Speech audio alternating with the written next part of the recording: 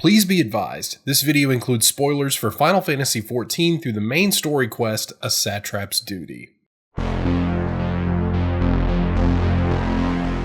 What happened to the Allagan Empire? It grew faster than any other nation in history and vanished just as quickly, but not without leaving an incredible legacy of science, magic, and technology behind. So how did the Allagans crash and burn? Let's explore the decisions behind the Empire's leadership that led to its downfall. My name is Stout, and I really hope you enjoy. Before we get started, I highly recommend watching this video on the rise of the Allagan Empire first. It explores the timeline before its creation and some of the biggest breakthroughs its leaders made. This video is a continuation of that story. It's the third astral era. The Allagan Empire has conquered the three great continents on Aetheris. Now they've put their crosshairs on the continent of Meracydia, a land to the south that players have yet to explore as of the Endwalker expansion. The war effort is led by Emperor Xande, the first leader of Allag who's been resurrected by Vivimancy. The technologist behind his return is Amon, a master of medical science and questionable magic. It seemed the war would end in Allag's favor. Scientists deployed machinery that could imprison icons. They used this to capture the Warring Triad, a group of icons that pushed the Allagans back to Meracydia's shores. Their monstrous chimeras managed to slay several dragons, including the great worm Bahamut. But a relative of Bahamut wanted to bring him back. Tiamat, another member of the First Brood, sought to resurrect Bahamut as a primal. Unfortunately, things did not go as planned. The Great Worm returned as a shade of his former self, a hollow shell driven by rage alone. Bahamut lashed out against the Allagans, threatening to wipe out any presence they had in the southern continent. How could they regain their ground? Xande may have pushed for aggressive expansion in his second life, but his mind was not the same. We're told in the Encyclopedia Eorzea Volume 1 that Xande was driven by a lust for blood and chaos. He reveled in the ever-changing tide of battle and felt compelled to conquer any lands his armies could reach. But even victory couldn't heal his addled mind. Xande felt an overwhelming sense of emptiness. Experiencing death had given him a new perspective on just how limited life can be. The Emperor couldn't be satisfied with conquering all nations and proclaiming peace. No, there must be slaughter, destruction. The Emperor had gone mad, and his people would soon suffer for it. Imperial mages felt increasing pressure to discover ways to combat the Meracydians. Xande promised to kill a man each day he was without solutions.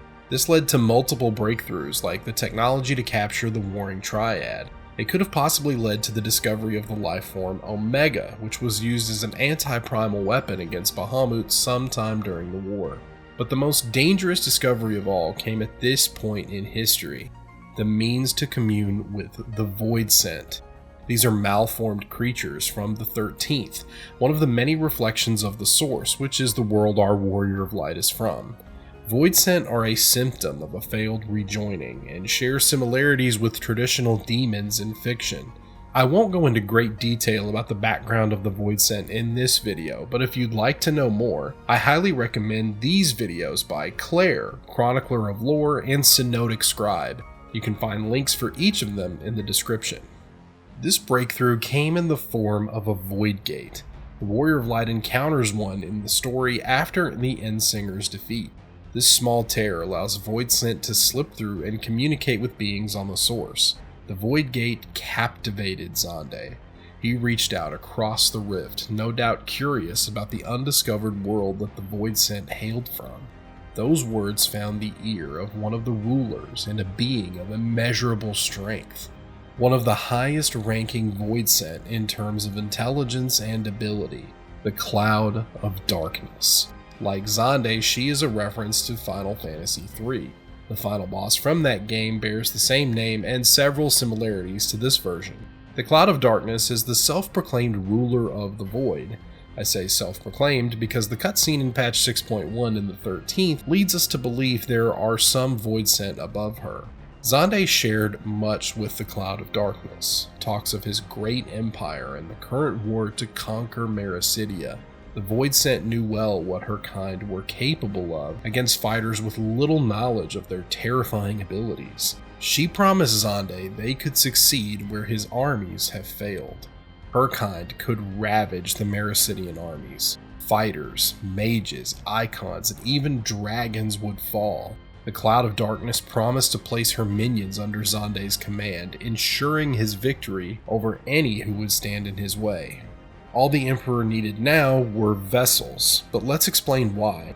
Traveling between reflections and the source is very difficult. Voidsent cannot do this on their own without vessels to possess for their physical forms. We're told from the Encyclopedia Volume 1 that Xande offered an unlimited supply of vessels for the Voidsent. These could be creatures made by Allagan technology, or perhaps captive prisoners of war, maybe even his own subjects.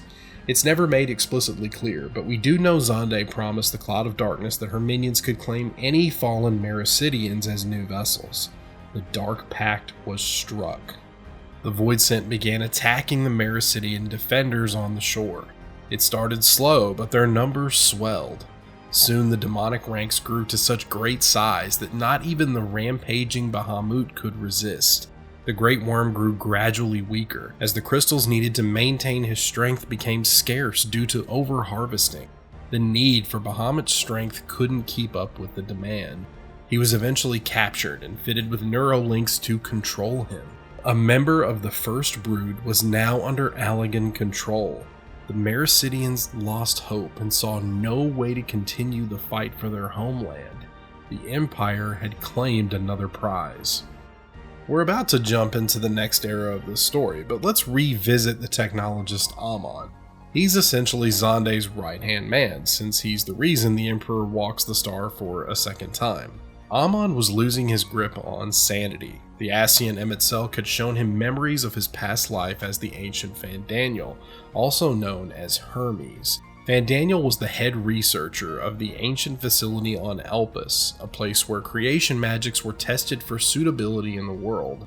Fandaniel was a troubled man, despite his brilliance. He wrestled with ancient society and finding a purpose for living in a world filled with suffering.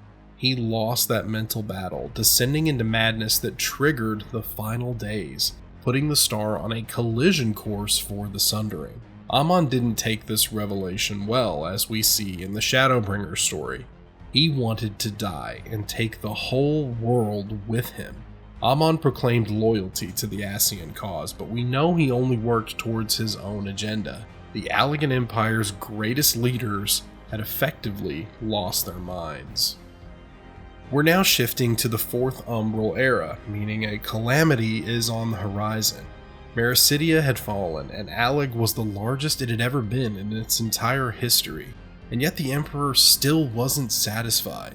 He ordered Amon and his greatest scientific minds to imprison the primal Bahamut, but not in the same way as the Warring Triad. They were kept on the flagship in Aziz Law.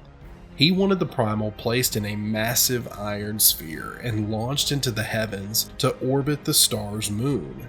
Construction on Dalamud, an artificial moon, began. This facility would use the worm's affinity to fire ether to gather energy from the sun. It could project that to the star's surface, and with it, Xande would open a void gate that would make the world tremble. It would pave the way for the Cloud of Darkness to claim a stake in the Source, another world swallowed up by darkness, eternal night, blood, and chaos.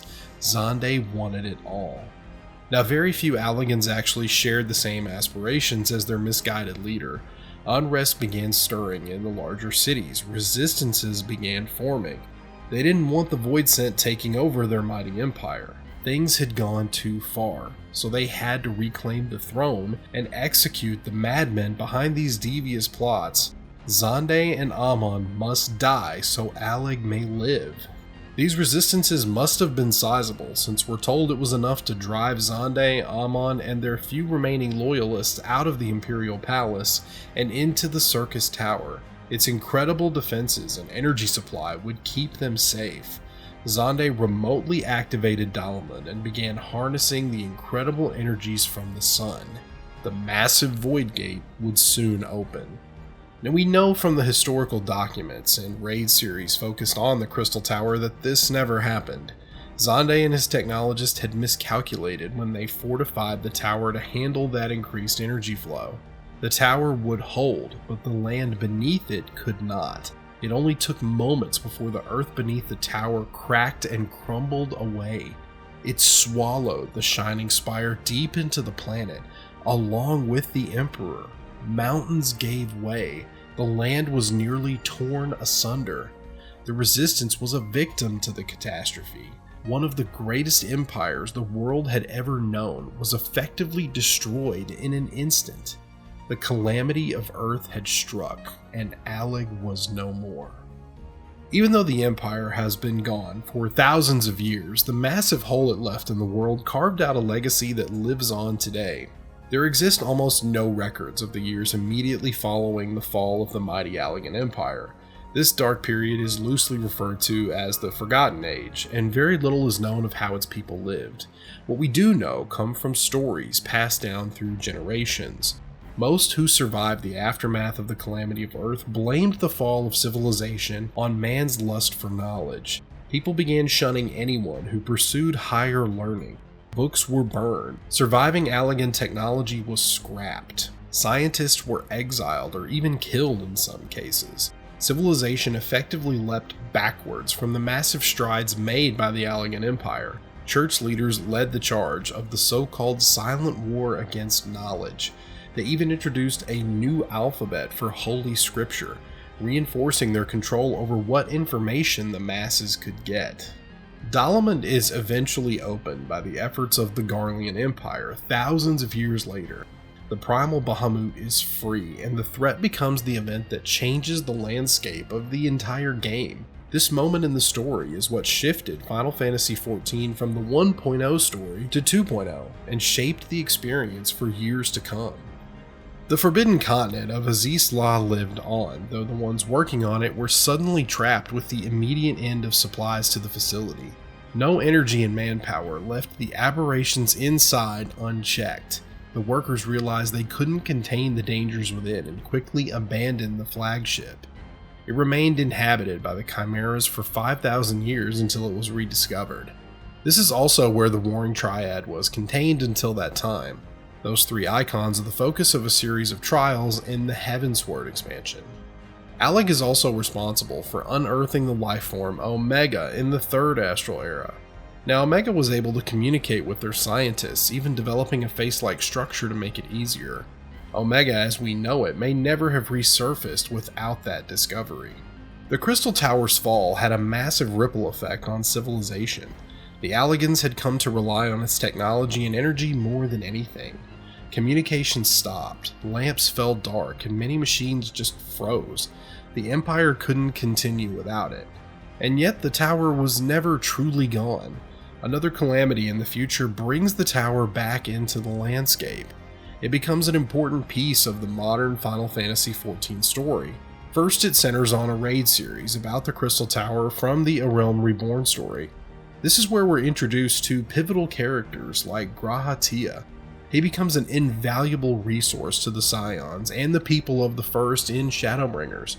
Graha wouldn't have been able to accomplish these feats without the Crystal Tower at his disposal. The tower also allows Elidibus to send the Warrior of Light back in time to Elpis, which was critical in stopping the final days in Endwalker. We also learn about Xande's last living descendant in Princess Selena. In the Fourth Era, she gave her blood and memories to her most trusted advisor. That's because the pact Xande made with the Cloud of Darkness lived on with his bloodline. As long as the line survived, there would always be a force binding the Cloud of Darkness. She sent that power to Graha's ancestor, which is why he can use the tower in the first place. Speaking of that raid series, we learn through that story that the remnants of the Allagan Empire actually survived. Amon had placed a clone of himself in the tower before it went under, and put everyone in suspended animation.